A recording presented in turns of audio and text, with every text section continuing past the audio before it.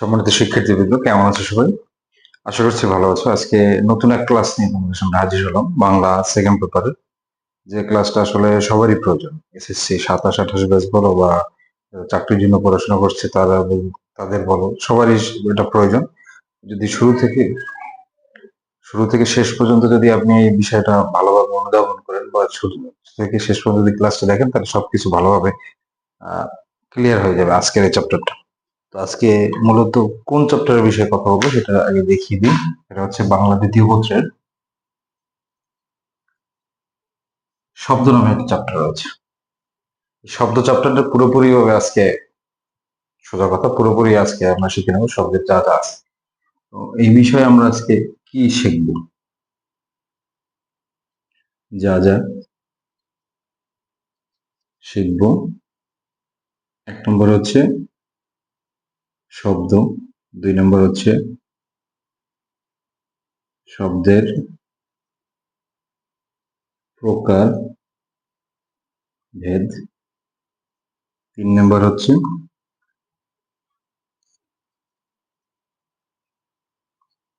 বিভিন্ন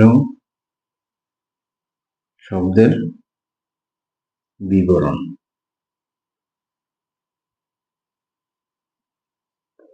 ইত্যাদি। তো আসলে শব্দ বলতে আসলে কি বোঝায় এটা আগে আমাদের বুঝতে হবে। শব্দ হচ্ছে এক বা একাধিক ধ্বনি বা বর্ণ মিলে যদি কোনো অর্থ প্রকাশ করে তবে তাকে শব্দ বলে। যেমন আমি যদি এখানে আমি বললাম ধ্বনি বা বর্ণের কথা বললাম, অর্থাৎ যদি একাধিক ধ্বনি মিলে যদি কোনো অর্থ প্রকাশ হয় অথবা একাধিক বর্ণ মিলে যদি কোনো অর্থ প্রকাশ হয় তবে তাকে শব্দ বলে। যেমন আমি যদি এখানে বলি কলম, এই কলমটা হচ্ছে একটা শব্দ। এখন এখানে যেহেতু লিখে আমি প্রকাশ করেছি সেই জন্য এটা হচ্ছে অনেকগুলো বর্ণের সমষ্টি। যদি আমি এটা মৌখিকভাবে বলতাম যে কলম বা ডাস্টার এরকম যদি বলতাম তবে সেটা হচ্ছে ধ্বনি। তো সেইভাবে বলা হয়ে থাকে যে এক বা একাধিক ধ্বনি বা বর্ণ যদি একত্রিত মিলিত হয়ে কোনো অর্থ প্রকাশ করে তবে তাকে শব্দ বলা হয়। তবে শব্দের ক্লাসিফিকেশনে আমরা কিভাবে আসবো, তো শব্দকে আসলে কয় ভাগে ভাগ করা হয়েছে? শব্দকে মোট 3 ভাগে ভাগ করা হয়েছে। কয় ভাগে ভাগ করা হয়েছে? 3 ভাগে। আমরা যদি এটাকে এরকম ভাবে একটু দেখি, প্রথমে হচ্ছে উৎসগত, অর্থাৎ শব্দ উৎপত্তি বা শব্দ আমরা যেখান থেকে নিয়েছি সেই হিসাবে আমাদের শব্দ কত প্রকার ও কি কি। তারপর হচ্ছে গঠনগত, গঠনগত মানে শব্দের গঠন অনুযায়ী শব্দকে কিভাবে ভাগ করা যায় সেই বিষয়গুলো নিয়েও আমরা আলোচনা করব। এরপরে যেটা রয়েছে অর্থগত। এই 3টে পার্টে শব্দকে ভাগ করা হয়েছে, অর্থাৎ উৎসগত, গঠনগত এবং অর্থগত।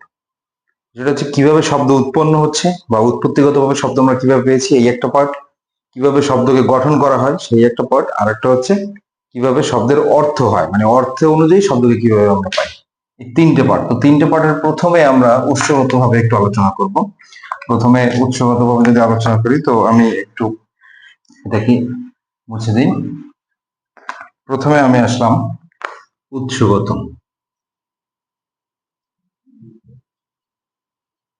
অর্থাৎ শব্দ উৎপত্তি বা শব্দ আমরা যেখান থেকে নিয়েছি, কারণ আমাদের বাংলা ভাষাটা মূলত আসলে স্পেসিফিক একটা ভাষা না। যেমন ইংরেজি ভাষাতে সবগুলো ইংরেজি শব্দ আমরা ব্যবহার করি, বাংলায় কিন্তু আমরা শুধুমাত্র বাংলা শব্দই আমরা পাই না।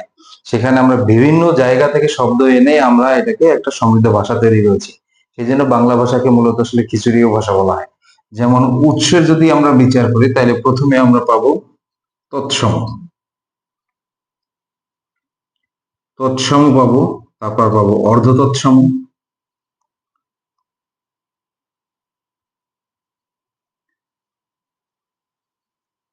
তারপর পাবো তদ্ভব, তারপর হচ্ছে দেশি, তারপর হচ্ছে বিদেশি। এখন কথা হচ্ছে এইটা হচ্ছে শব্দের উৎসগত বিভাজন। এখানে বিভিন্ন পরীক্ষায় বা বোর্ড পরীক্ষায় বলো বা বিভিন্ন যে কোনো পরীক্ষায় এখানে বিভিন্ন ধরনের প্রশ্ন আসে যে আমি একটা শব্দ দিলাম যে পাউরুটি। পাউরুটি এই শব্দটা আসলে কোন ভাষা থেকে আগত? ঠিক আছে, এটা মূলত একটা পর্তুগিজ শব্দ।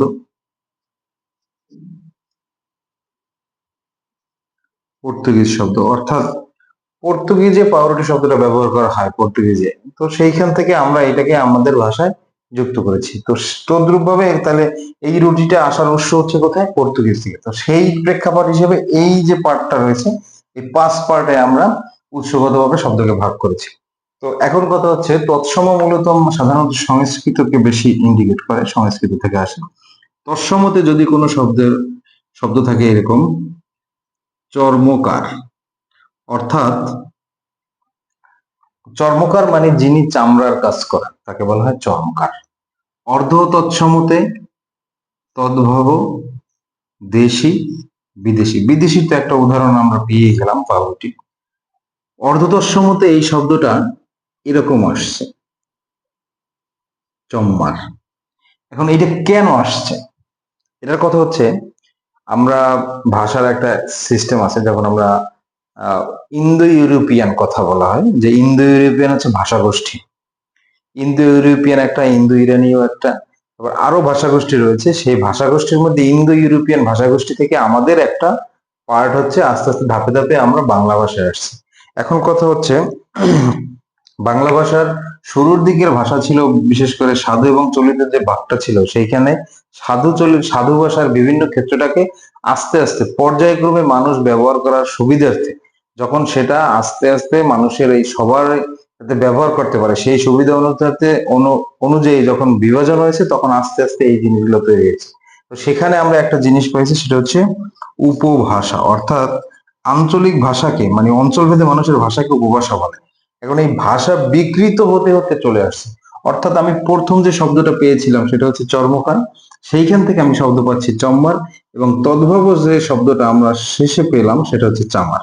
অর্থাৎ এখন আমরা এই শব্দটাকে ব্যবহার করছি, এই মাঝখানের এই দুইটা শব্দকে আমরা ব্যবহার করছি না, কারণ কালের বিভাজন অনুযায়ী বা সময়ের পরিবর্তনে এই শব্দটা এরকম ভাবে বিভাজিত হয়ে এখানে আসছে।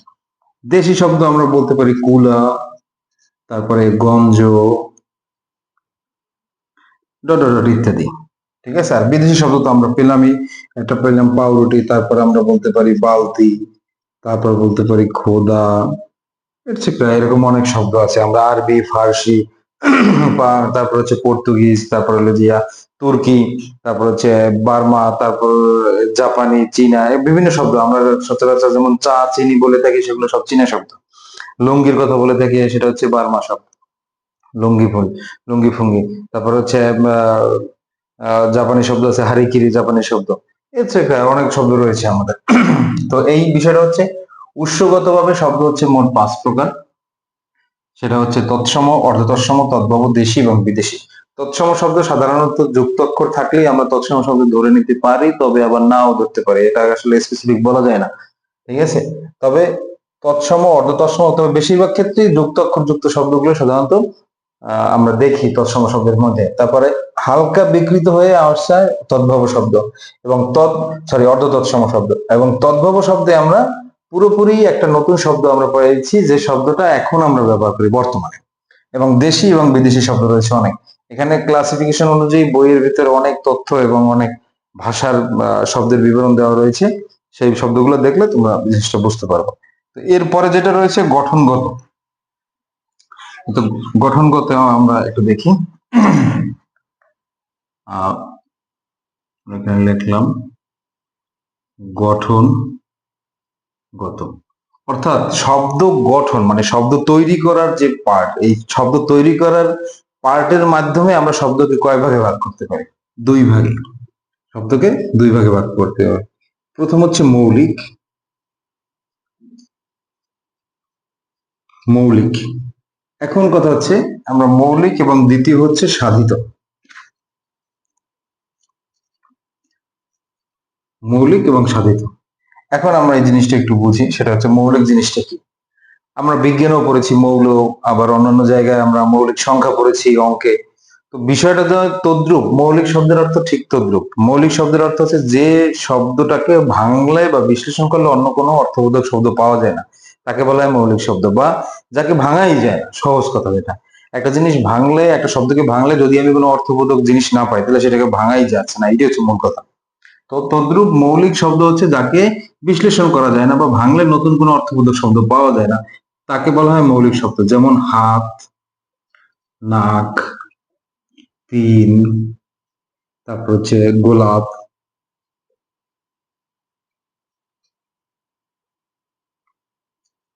ডট ডট ডট ইত্যাদি। পরীক্ষার খাতায় এরকম আসে যে এমসিকিউ তে প্রশ্ন আছে, নিচের কোনটি মৌলিক শব্দ? তো তদ্রূপ এখানে বইতে যে কটা মৌলিক শব্দ দেওয়া রয়েছে আমরা সেইগুলো শব্দকে পুরোপুরি ভাবে মুখস্থ করার ট্রাই করব, তাহলে আমরা জিনিসটাকে সহজে ধরতে পারবো। এরপরে যেটা রয়েছে সাধিত শব্দ। সাধিত শব্দ হচ্ছে, এখন বর্তমানে আমরা বাংলা ব্যাকরণ অনুযায়ী অনেক শব্দ পেয়ে থাকি। সেই শব্দগুলো আমরা বিভিন্ন ভাবে পাই, যেমন সন্ধিযুক্ত শব্দ পাই, উপসর্গযুক্ত শব্দ পাই, তারপরে আমরা সমাসবর্ধিত শব্দ পাই, প্রত্যয়যুক্ত শব্দ পাই। তদ্রূপ সাধিত শব্দ হচ্ছে প্রত্যয়, সমাস, সন্ধি এবং উপসর্গ।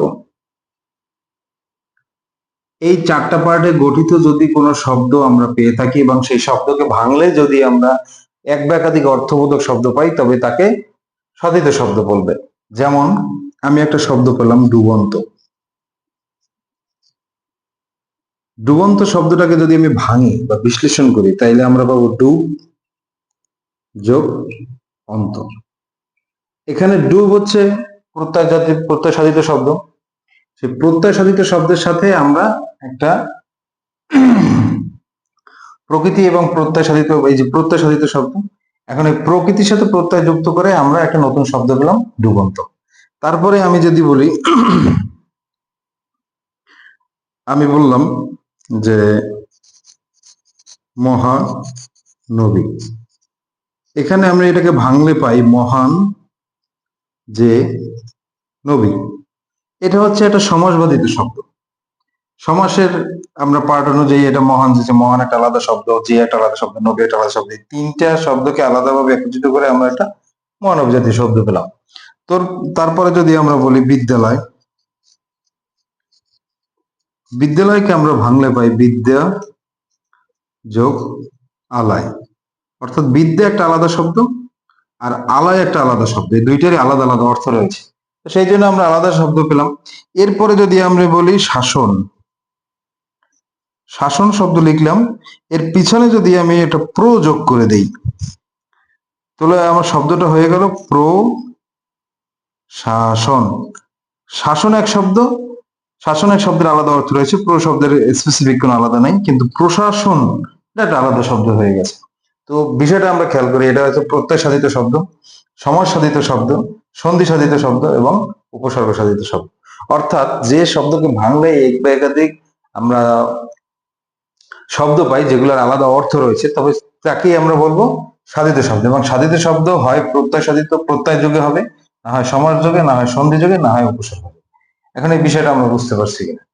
প্রথম হচ্ছে শব্দকে আমরা যে তিনটে পার্টে ভাগ করলাম, সেই পার্টের দ্বিতীয় পার্টে রয়েছে গঠনগত ভাবে শব্দ কয় ভাগে ভাগ করা হয়েছে। গঠনগত ভাবে শব্দকে দুই ভাগে ভাগ করা হয়েছে, একটা হচ্ছে মৌলিক, একটা হচ্ছে সাধিত। মৌলিক শব্দকে, মৌলিক শব্দ হচ্ছে যাকে বিশ্লেষণ করলে কোনো কিছু নতুন কোনো অর্থবোধক শব্দ পাওয়া যায় না, যেমন হাত, নাক, তিন, লাল, গোলাপ ইত্যাদি ইত্যাদি। এবং সাধিত শব্দ হচ্ছে যেসব শব্দকে ভাঙলে এক বা একাধিক শব্দ পাওয়া যায় যেগুলো অর্থবোধক। যেমন সাধিত শব্দ সাধারণত প্রত্যয়, সমাস, সন্ধি এবং উপসর্গ যোগে হয়ে থাকে। এই হচ্ছে তার উদাহরণ। এখন উদাহরণগুলো বুঝতে হবে খুব গভীরভাবে। যে কোনো জিনিস যদি আমরা খুব ঠান্ডা মাথায় গভীরভাবে বুঝতে পারি, তবে সেই জিনিসের অবয়বে অন্য কোনো যদি নতুন জিনিস আসেও, নতুন কোনো শব্দ আসে, তবে সেটাকে আমরা ভাঙতে পারবো। তো এরপরে যেটা রয়েছে সেটা হচ্ছে অর্থগত ভাবে, আমরা এটি দেখবো একটু।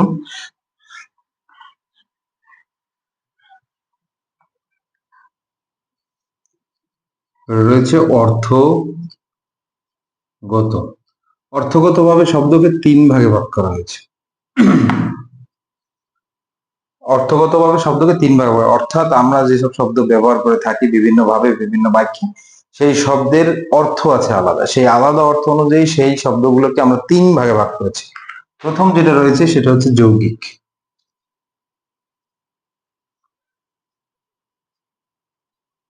একটু আগে যে সাধিত শব্দের কথা বললাম, এগুলো সাধিত শব্দের অন্তর্ভুক্ত সবই। যৌগিক শব্দ হচ্ছে, আমি একটা শব্দ এখানে দেখলাম, এখানে একটা শব্দ লিখি, গায়ক। গায়ক শব্দটাকে আমরা ভাঙলে পাই গই যোগ অক, অর্থাৎ এই টোটালের অর্থ হচ্ছে যে গান করে। এখন এই শব্দটার অর্থ কি? গায়ক শব্দটার অর্থ কি? গায়ক শব্দের অর্থ হচ্ছে যে গান করে, সেম, একই অর্থ। এখন তাহলে যৌগিক শব্দ কাকে বলে? যৌগিক শব্দ হচ্ছে যে শব্দের উৎপত্তিগত অর্থ এবং ব্যবহারিক দিক অর্থ, বুৎপত্তিগত এবং ব্যবহারিক দিক, দুইটা দিক। এটা হচ্ছে শব্দের বুৎপত্তিগত আর এটা হচ্ছে ব্যবহারিক। এই দুইটা দিকের শব্দ যদি অর্থ যদি এক থাকে তবে সেটাকে বলবো আমরা যৌগিক শব্দ।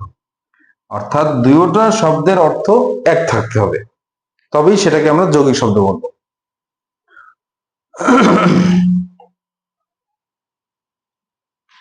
তারপর আরেকটা শব্দ আমি যদি দেখি, কর্তব্য। কর্তব্য শব্দটাকে যদি আমি ভাঙি তাইলে আমরা পাই ক্রি যোগ তব্য। এইটুকুর অর্থ হচ্ছে যা করা উচিত। অর্থাৎ কর্তব্য শব্দের অর্থ যা করা উচিত এবং ক্রিযোগতব্যের এইটার অর্থ আমরা পাচ্ছি যা করা উচিত। অর্থাৎ একটা শব্দকে ব্যবহার করতে গেলে আমরা যে ধরনের রূপে পাই সেইটার অর্থ এবং সেইটাকে ভাঙলে আমরা যা পাই সেইটার অর্থ যদি একই হয় তবে সেটাকে বলবো আমরা যৌগিক শব্দ। ক্লিয়ার? আচ্ছা, এরপরে আমরা দ্বিতীয় পার্টে আমরা পাই যৌগিকের পরে আমরা যেটা পাবো সেটা হচ্ছে 2 নম্বরে রুরি। রুরি যৌগিকের পরে আমরা পাবো রুরি।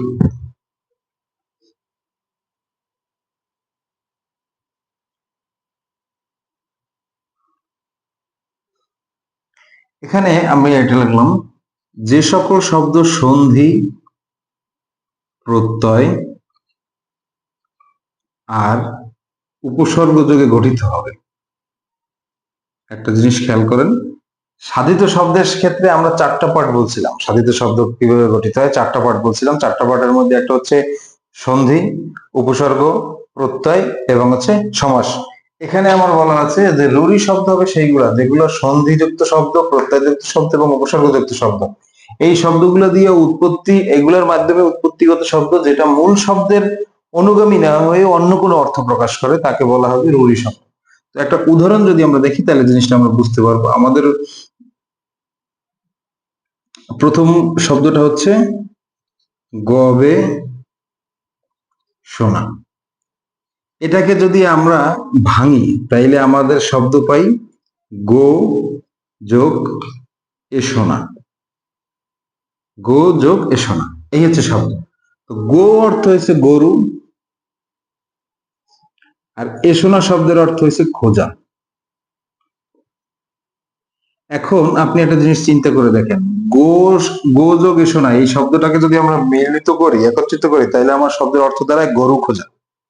আর গবেষণা যদি আমি বলি, গবেষণা হচ্ছে কোনো বিষয়ে দক্ষতা অর্জন করা, উচ্চতর বিষয়ে কোনো বিষয়ের উপরে উচ্চতর জ্ঞানের জন্য বারবার এই জিনিসটাকে নিয়ে ভাবা বা বারবার এই জিনিসটাকে নিয়ে চিন্তা করা, তো সেইটাকে বলা হচ্ছে গবেষণা। আর এই গবেষণার সাথে গরু খোঁজার তো কোনো মিল আমরা পাচ্ছি না, মানে বিশেষ করে আমরা পাই না, সহজ যেটা। তো সেই ক্ষেত্রে বলা যাচ্ছে যে আপনার এই যে উৎপত্তিগত একটা শব্দ, এটা এই যে শব্দটা আমরা পেলাম সেই শব্দটার সাথে এই যে ব্যবহারিক যে শব্দ, এই শব্দটার আসলে আদতে কোনো মিল নাই। মিল না থাকার কারণে এইটাই হচ্ছে রুঢ়ি শব্দ। অর্থাৎ সন্ধি, প্রত্যয় এবং উপসর্গ যোগে গঠিত কোনো শব্দ যার সাথে ব্যবহারিক উৎপত্তিগত শব্দের অর্থের সাথে ব্যবহারিকগত অর্থের কোনো মিল নাই, তাকেই আমরা বলবো রুঢ়ি শব্দ। আরো 2-একটা উদাহরণ আমরা দেখব।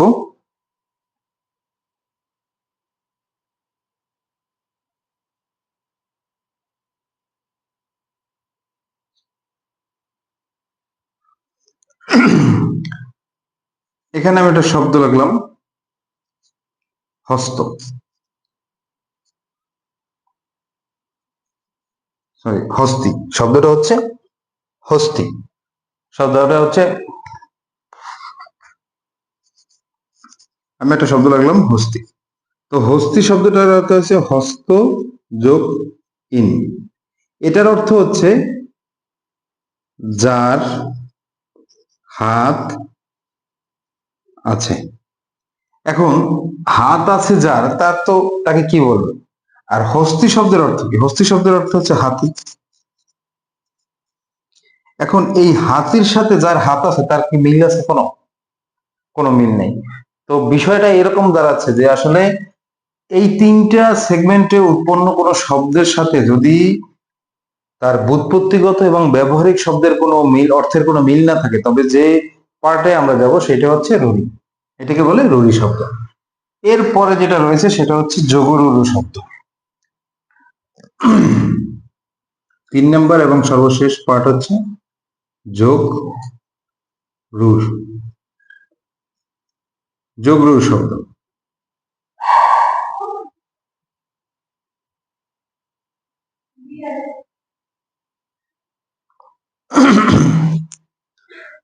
যোগরুর শব্দ বলতে আমরা আসলে কি বুঝি? আমরা ওইখানে একটা পার্ট বাদ দিয়ে আসছিলাম, সেটা হচ্ছে সমাস।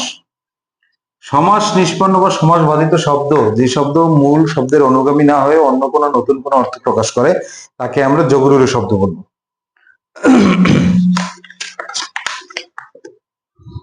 তো যোগরুরু শব্দের জন্য আমরা আসলে একটা উদাহরণ এখানে দিই, সেটা হচ্ছে পঙ্কজ। পঙ্কজ শব্দের অর্থ হচ্ছে, এটাকে যদি আমরা এরকম ভাঙি যে পঙ্কে জন্মে যা, এটা একটা সমাস নিষ্পন্ন শব্দ। তো পঙ্ক কথার অর্থ হচ্ছে পানিতে বা পুকুরে, সহজ কথা। পানিতে বা পুকুরে জন্মে যায়। এখন পানিতে বা পুকুরে অনেক কিছুই জন্মায়, শৈবাল জন্মায় এবং অনেক জীব বা প্রাণী থাকে সেখানে। কিন্তু পঙ্কজ বলতে আমরা মূলত কি বুঝি? পঙ্কজ বলতে আমরা শুধুমাত্র পদ্ম ফুল বুঝি। এখন একটা জিনিস আপনি চিন্তা করে দেখেন যে আসলে আমি এই শব্দটাকে সমাসে ভাঙলাম, কিন্তু সমাসে ভাঙার পরে আমার শব্দের যা অর্থ আসছে সেই অর্থের সাথে আমার এই মূল শব্দের অর্থের কোনো মিল নাই। তদ্রূপ যেটা, যেই জিনিস, এই জিনিসটাই মিল না থাকার কারণে এই জিনিসটাকে আমরা বলবো যোগরূঢ় শব্দ। তারপরে আমি যদি আরো উদাহরণ দিই,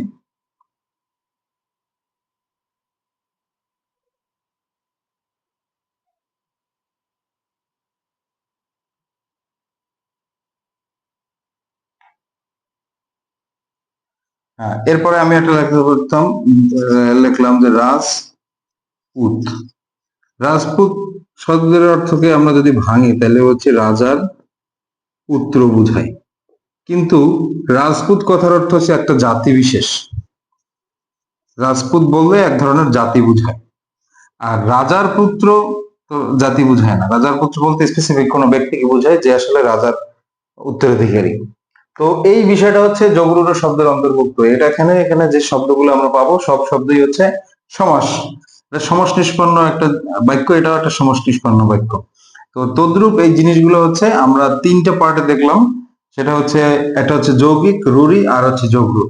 যৌগিক শব্দ হচ্ছে যে শব্দগুলো সাধারণত উৎপত্তি হওয়ার পরে ব্যবহারিক শব্দ এবং উৎপত্তিগত অর্থ দুইটাই এক থাকবে, সেটা হচ্ছে যৌগিক।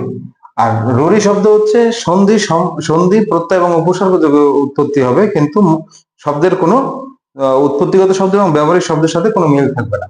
আর যোগরূঢ় সমাস, সরি, যোগরূঢ় শব্দ হবে যে সমাস নিষ্পন্ন শব্দ উৎপন্ন হবে এবং তার উৎপত্তিগত এবং ব্যবহারিকগত কোনো মিল থাকবে না। সহজ। এরপরে আমরা শব্দ সম্পর্কে আরো 2টে পার্ট আমরা জানবো, সেটা হচ্ছে একটা হচ্ছে কি বলে, একটা হচ্ছে লগ্নক আর একটা হচ্ছে বলক। সহজ। লগ্নক এবং বলক কি? লগ্নক আমরা এক্সট্রা এক্সট্রা একটা জিনিস, সেটা হচ্ছে লগ্নক ও বলক।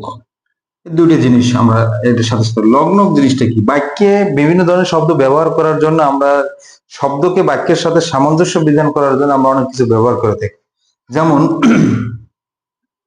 আমরা যদি বলি যে ছেলে বল খেলে,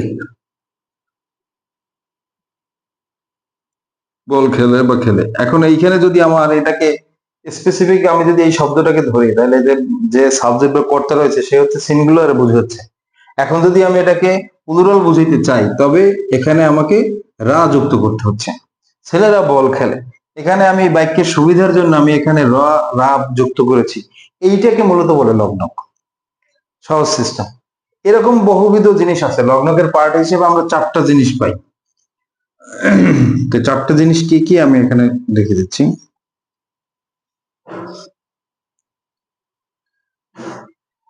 এটা প্রথমে হচ্ছে বিভক্তি।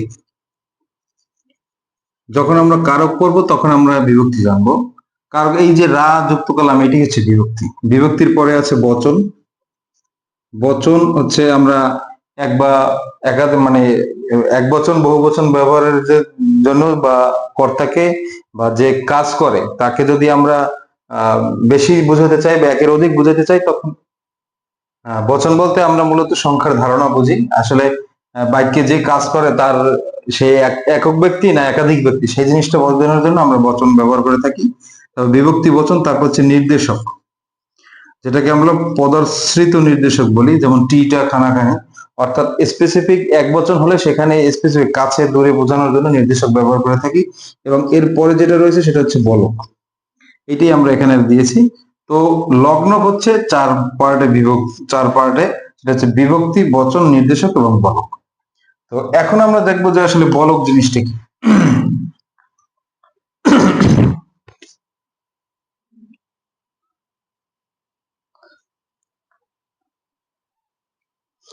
এখন কথা হচ্ছে বলক জিনিসটা হচ্ছে যখন বাক্যে কোনো কিছু ব্যবহার করার ক্ষেত্রে সেই বাক্যে যদি কখন বেশি জোরালো কোনো ভাব প্রয়োজন হয়, সেই জোরালো ভাবের জন্য যখন আমরা শব্দাংশ যুক্ত করি, শব্দাংশ ক্ষুদ্র ক্ষুদ্র শব্দাংশ যুক্ত করি, তখনই তাকে বলক বলা হয়। যেমন আমরা একটা এখানে বাক্য লিখলাম, সে যখনই আসবে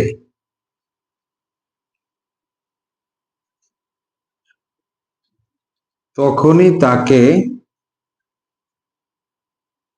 ধরবে, এরকম একটা বাক্য আমরা লিখলাম। তো এখানে একটা জিনিস আমরা একটু লক্ষ্য করি, সে লক্ষ্যের বিষয়টা হচ্ছে শব্দ হচ্ছে যখন, এইটা হচ্ছে মূল শব্দ, এই এবং তখন এই দুইটা হচ্ছে মূল শব্দ।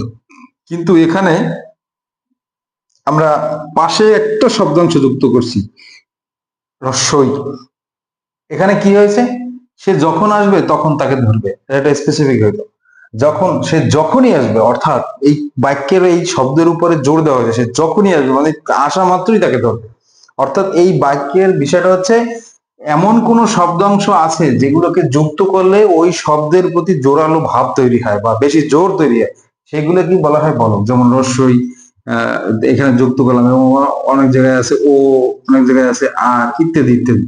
তো এইরকম হচ্ছে জিনিসটাকে ধরলে আমরা জিনিসটাকে সম্পূর্ণ বুঝতে পারবো। তো আমি আবারও বলি যে শব্দের চ্যাপ্টারটা খুব ইম্পর্টেন্ট একটা চ্যাপ্টার। তো এই বিষয়টা আসলে ভালোভাবে পড়লে আমরা বুঝতে পারি যে সবাই আসলে জিনিসটাকে বুঝতে পারবো। তো আমি আরো একবার রিভিশন দিয়ে দিচ্ছি, সেটা হচ্ছে শব্দকে আমরা কয় ভাগে ভাগ করেছি।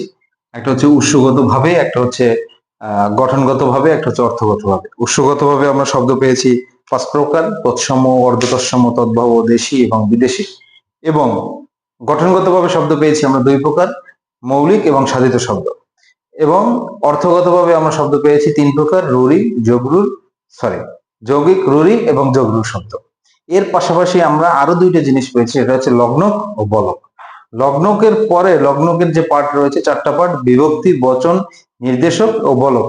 এই 4টা পার্টে এখন বর্তমানে প্রশ্ন মাঝে মাঝে হয়।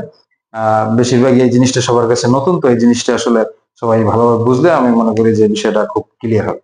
তো এই ছিল আজকের ক্লাস। পরবর্তীতে আরো কোনো ভালো ক্লাস নিয়ে তোমার সামনে হাজির হবো। ততক্ষণ মধ্যে ভালো থাকো, সুস্থ থাকো। ধন্যবাদ সবাইকে।